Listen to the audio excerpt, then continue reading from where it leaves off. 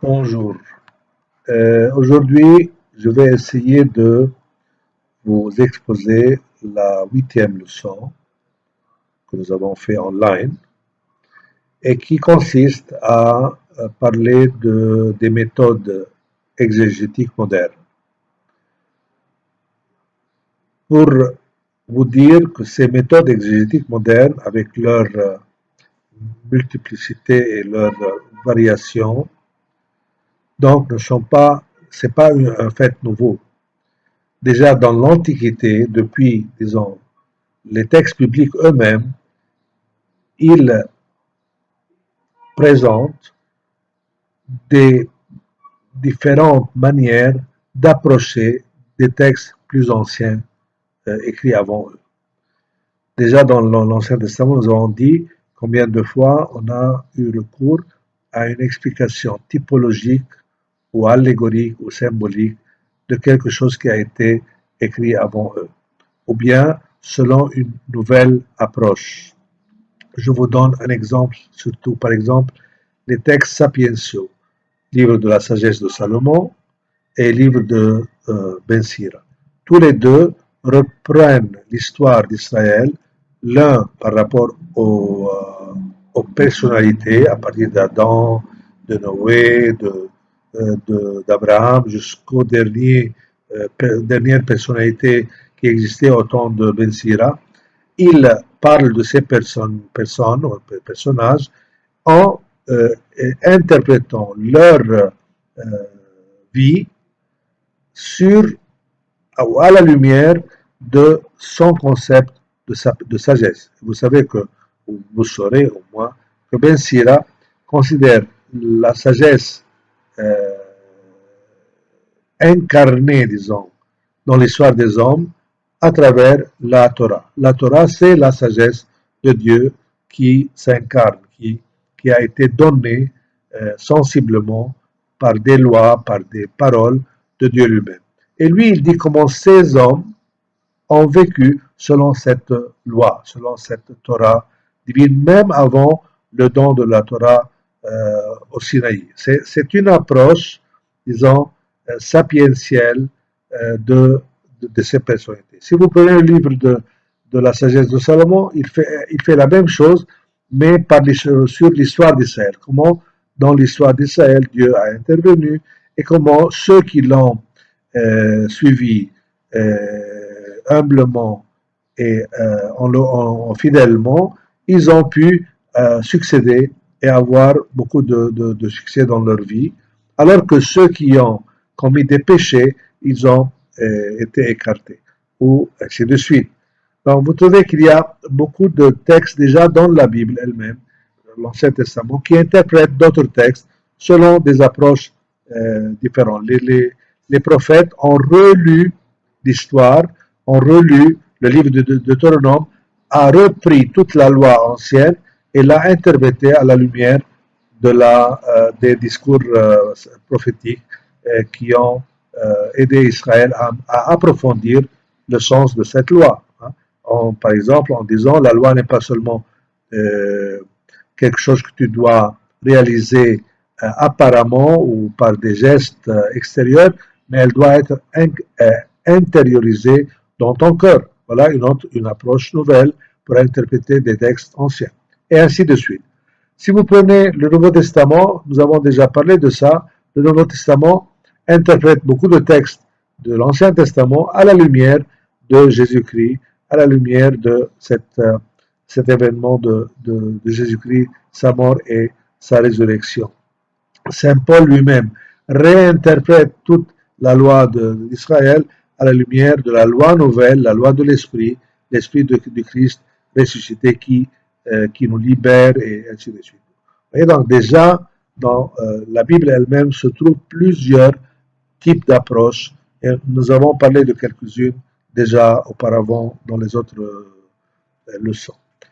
Si vous prenez les pères de l'Église, eux aussi, comme je l'ai expliqué, ont eu des approches différentes, allégoriques, symboliques, typologiques, littérales, historiques, et ainsi de suite. Donc là aussi, nous trouvons plusieurs approches. Et comme je vous ai déjà dit, Saint Augustin, par exemple, qui est un des grands exégètes de l'Antiquité, admettait plusieurs approches et donc plusieurs variétés d'interprétation, quitte à que ça ne soit pas contradictoire, c'est-à-dire dans le sens qu'elle soit contraire à l'enseignement de l'Église, au magistère de l'Église et à la tradition commune de l'Église.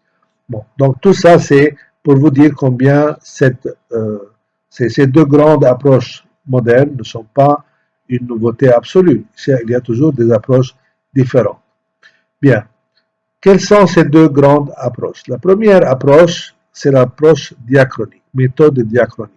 La deuxième approche, c'est la méthode synchronique. Donc, diachronique et synchronique. La diachronique, c'est celle qui analyse les textes sacrés dans leur processus de formation, c'est-à-dire elle ouvre sur l'histoire de la formation de ces textes, soit du point de vue de leur rédaction, soit du point de vue de leur transmission orale avec le temps et les ajouts qui ont été faits, ou bien du point de vue de leurs sources, si c'est des sources du peuple d'Israël lui-même ou d'autres sources, d'autres cultures anciennes, et ainsi de suite. Donc c'est une étude analytique et qui veut retrouver le processus de formation de ce texte. Quelles sont les approches qu'a utilisé cette méthode diachronique? Puis je vais parler deuxièmement de la méthode synchronique dans la deuxième vidéo. Dans cette vidéo, je vais seulement parler de la méthode diachronique. La première chose qu'il faut considérer, c'est la critique textuelle. Qu'est-ce que c'est que la critique textuelle? C'est, je lis, la science qui essaye de reconstruire à partir des manuscrits disponibles le texte original de l'écriture sainte. Vous voyez, donc, il y a plusieurs manuscrits du même texte, et quand on parle de manuscrits, on peut dire toujours qu'il y a des variantes entre les manuscrits, soit parce que quand on écrit un texte d'un autre manuscrit, on peut faire des erreurs, on peut quelquefois se permettre d'ajouter quelque chose pour mieux comprendre pour les gens qui vont lire disons le manuscrit qui est préparé. Bon, trouvons plusieurs manuscrits et on trouve des variations, des variantes entre ces manuscrits. Comment alors, quel texte prendre? Le plus ancien, c'est pas sûr. Donc, ce qu'il faut faire, c'est prendre ces manuscrits, les comparer entre elles. Je parle de langue originale, donc les manuscrits en hébreu, manuscrits en grec, ou bien si c'est le même texte, par exemple l'Ancien Testament, les manuscrits de la Septante et les manuscrits de l'hébreu, et trouver quelles sont les variantes. Nous avons maintenant les textes de Qumran, donc on a ajouté d'autres textes à comparer, et de tout ceci, on essaye d'établir ce qu'est, c'est une proposition, ce qu'est le texte, possiblement le texte le plus proche de l'original. Et ce sont tous des suppositions, ce sont toutes des hypothèses, mais scientifiques, c'est-à-dire établies à partir d'études sérieuses, et pas seulement des opinions, disons, hasardeuses, mais à partir d'études des variantes, des langues, de tous les manuscrits, en comparant le plus ancien, des fois en disant, voilà, ici c'est un texte plus bref, donc ça doit être le texte le plus original, on appelle ça en latin lectio breve. Pourquoi le texte le plus ancien est celui qui est le plus bref? Parce que normalement, la tendance c'est qu'un écrivain qui a écrit un manuscrit, peut-être en arrivant à une phrase, un verset, il a dit, ah voilà, ceux qui vont me lire peut-être ne comprennent pas cette phrase, je vais l'expliquer. Alors il ajoute une explication. Bien, quelquefois, il dit non, mais en Matthieu, il dit ceci, en Luc, il ne dit pas, ah, je dois ajouter ce que dit Matthieu parce que c'est plus clair. Et ainsi. Donc, c'est tout un travail, je ne suis pas là pour vous l'expliquer maintenant, c'est une étude qui exige des heures et des heures et des exercices pour la faire, mais au moins vous sachiez qu'il y a ce qu'on appelle la critique textuelle et elle est très bonne, très efficace et très utile pour nos textes, surtout vous et moi, et surtout vous qui lisez seulement les textes, disons, traduits. Parce que les traductions, normalement, si elles sont des traductions scientifiques, doivent prendre des textes déjà étudiés par la critique textuelle. On ne doit pas prendre n'importe quel texte. Donc, normalement, vous trouvez déjà dans ces textes comme celui de Yosaïe, celui de la Bible de Jérusalem, celui de Tob et autres, vous trouvez déjà des appareils critiques. Souvent, eux, ils expliquent un peu le texte, ou bien ils vous donnent des renseignements, des informations, mais quelquefois, eux aussi, ils vous disent, voilà, ici, dans cette phrase, ce verset, ou ce paragraphe, ou ce mot, ou ce terme, nous avons suivi la Septante, malgré que nous traduisons de l'hébreu, mais dans ce cas-là, nous avons préféré traduire le texte de la Septante, ou du Peshitta, ou je ne sais pas quoi, parce qu'il est plus clair ou parce que ça semble plus logique, et ainsi de suite. Donc, vous voyez, même dans votre Bible arabe de Sohaï, ou Jérusalem, ou Tob, vous trouvez quelquefois ce qu'on appelle des notes qui ont le caractère de critique textuelle. Voilà, donc c'est la première approche que je vais vous dire. Je vous donne un exemple, par exemple, ici donné aussi dans le cours que vous allez avoir. 1 Samuel 2.2. Il dit, il n'y a pas de saint comparable au Seigneur. Il n'y en a pas d'autre en dehors de lui. Il n'y a pas de roc comme notre Dieu. Bon, si vous lisez ce texte, vous trouvez qu'il y a une répétition de la première notion. Il n'y a pas de saint comparable au Seigneur. Il n'y a pas de roc comme notre Dieu. Ça doit être ça, parce que c'est un texte poétique. Dans ce texte, il y a un parallélisme très parfait entre il n'y a pas de saint comparable au Seigneur, il n'y a pas de roc comme notre Dieu. Quand on a ajouté il n'y en a pas d'autre en dehors de toi, on a coupé un peu le rythme poétique.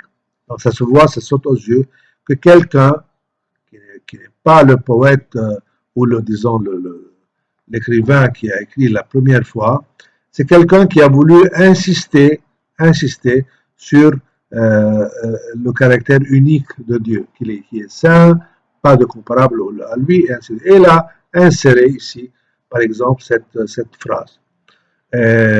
Ça, c'est un exemple.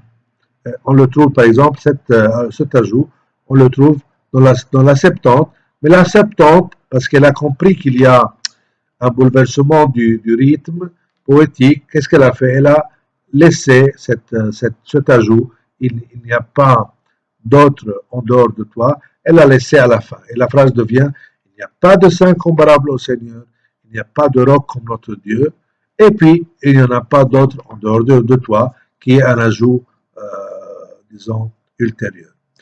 Si nous prenons un texte de Marc 9, 29, on lit, cette espèce ne peut être expulsée par aucun moyen si ce n'est pas par la prière.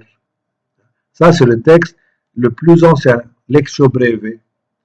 Mais vous trouvez beaucoup de manuscrits où on a ajouté et le jeûne. C'est et le jeûne est considéré comme un ajout postérieur, donc une variante qui n'est pas du texte original.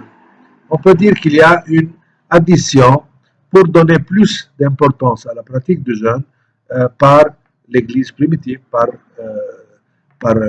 l'Église des apôtres eux-mêmes, qui ont écrit déjà ces textes. Donc, vous voyez, il y a des variantes qui qu'on peut trouver et qu'on peut retrouver et souligner facilement.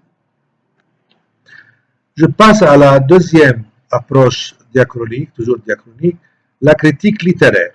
Alors là, on a deux points, les sources littéraires et les genres littéraires.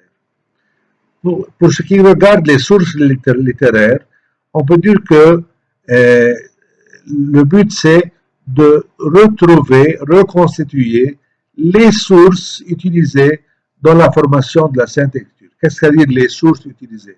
Parce que je vous ai déjà expliqué qu'il y a une évolution, surtout dans la phase orale, la transmission orale, où on a, à partir d'une source écrite ou orale, on a ajouté d'autres ressources, d'autres histoires, d'autres fonds, et puis peu à peu, on a, disons, établi le texte définitif. Donc, la critique littéraire, surtout des sources, elle essaie de retrouver les sources les plus anciennes et les sources qui ont succédé pour former le texte dans la phase finale.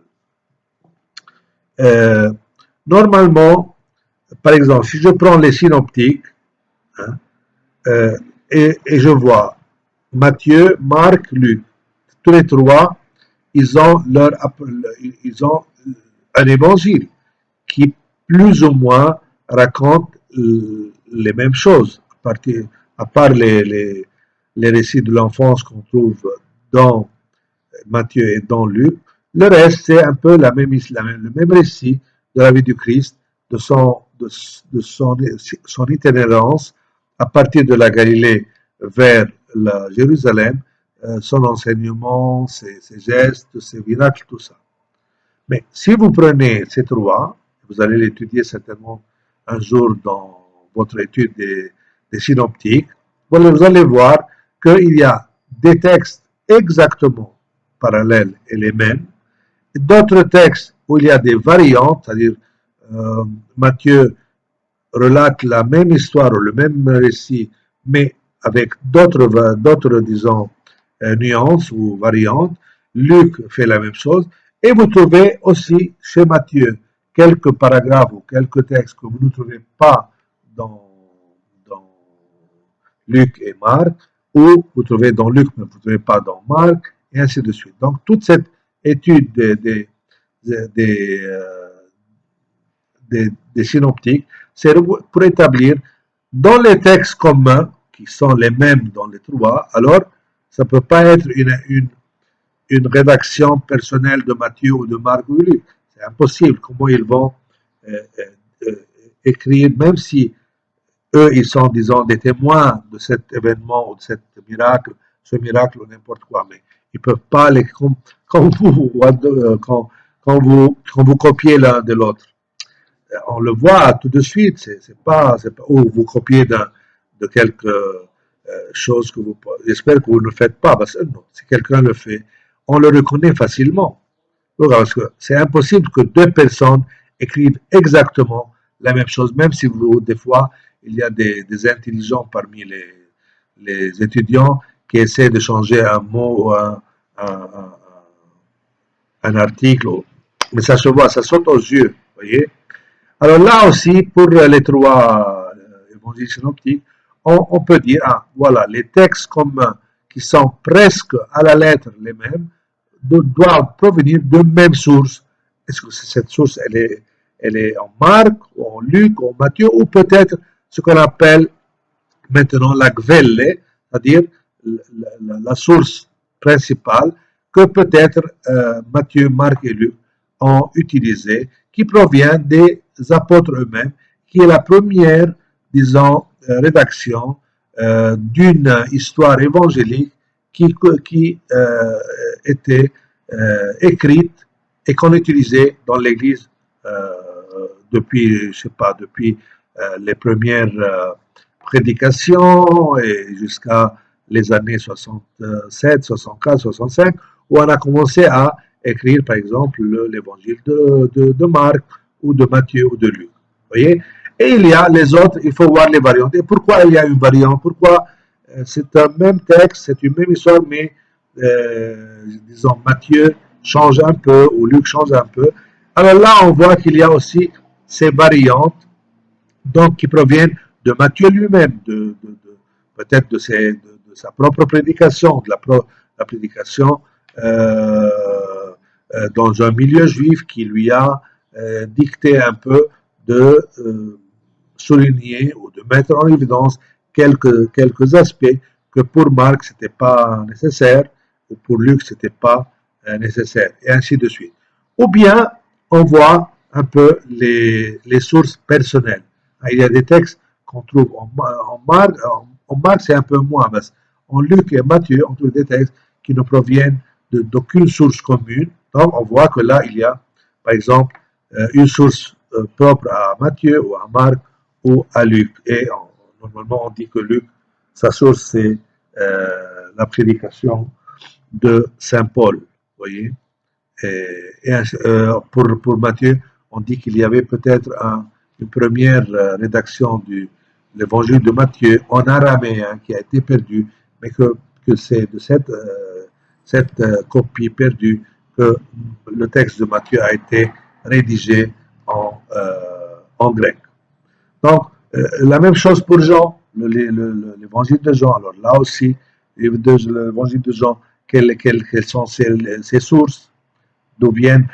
Jean a beaucoup d'insistance sur les fêtes juives, sur la description de Jérusalem. Il a des descriptions très précises.